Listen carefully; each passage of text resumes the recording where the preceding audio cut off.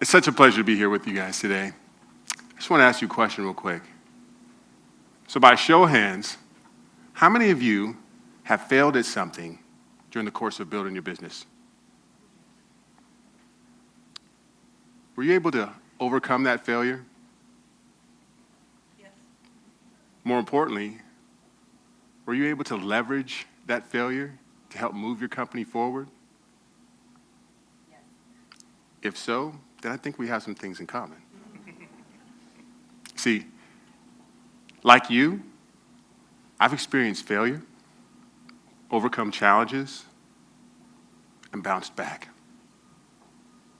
And to accomplish all this, I had to rely on the same passion, persistence, and perseverance that many of you had to rely upon to build successful companies. The only difference, you relied on those characteristics to build MVPs and bring them to market. I relied upon them to build what I call an MV me, or a most valuable me, to bring back to society. In 1995, I was convicted of being an ex-felon in possession of a firearm and sentenced to 25 to life in prison. My life was a freaking train wreck. And I knew I needed to change, but I didn't know how. So the first thing that I had to learn how to do was ask for help. And in prison, as you can imagine, it's not easy asking for help. But once I did, help came from many directions, including other incarcerated men. And I can recall one day when I was walking around the exercise track with an older gentleman who was known for his good advice, and I was telling him about what I was going through, the challenges I was facing, and the things that I wanted to accomplish. And he looked at me and he says, "You know, what are your priorities in life? What's important to you?" And so he gave me a pencil and a piece of paper, and he asked me to write down the 10 most important things in my life. So I wrote them down. I gave him the paper back. He looked at it. He looked me dead in the eye. And he said, "Youngster, you got 24 hours in a day. You work 8 hours and you sleep 8 hours.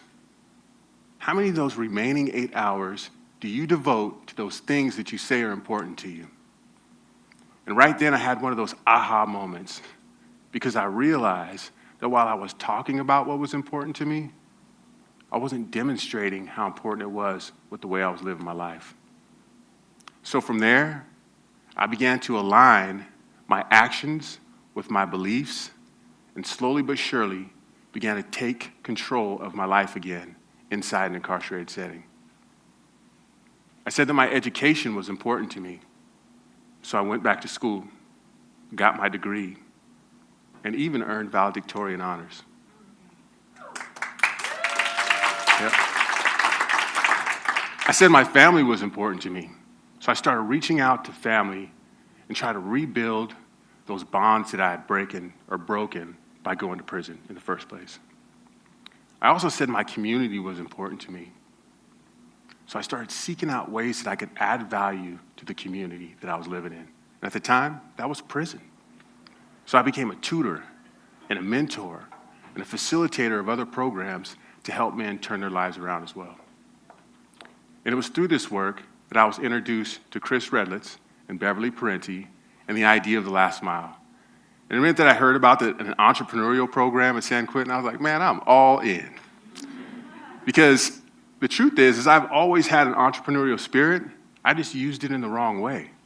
So I saw the last mile as a great opportunity for me to transform my hustle and learn how to do things the right way. In 2012, I graduated from the last mile as a founding member. And shortly after that, one of our mentors, a guy named Duncan Logan, who's the founder and CEO of Rocket Space, offered me an internship at his company upon my release. Let's take a step back for a second here.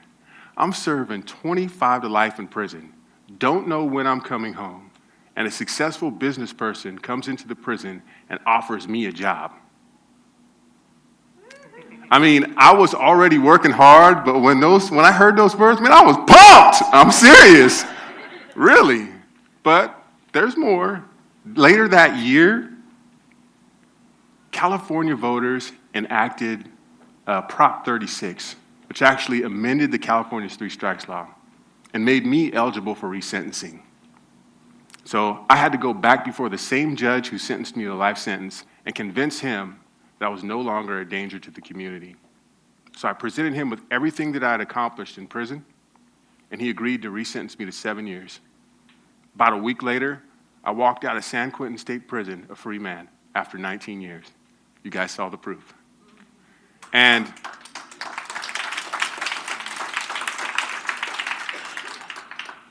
I've gone from failing at life and being referred to as inmate number H10983 to helping bring the future to market as the manager of campus services at Rocket Space. And ladies and gentlemen, I'm just going to leave you with this. It doesn't matter if it's business or if it's life. Our greatest challenges don't come from the failures that we experience, but rather our doubts about our ability to handle them. So fail fast and try again and again and again if necessary. Thank you.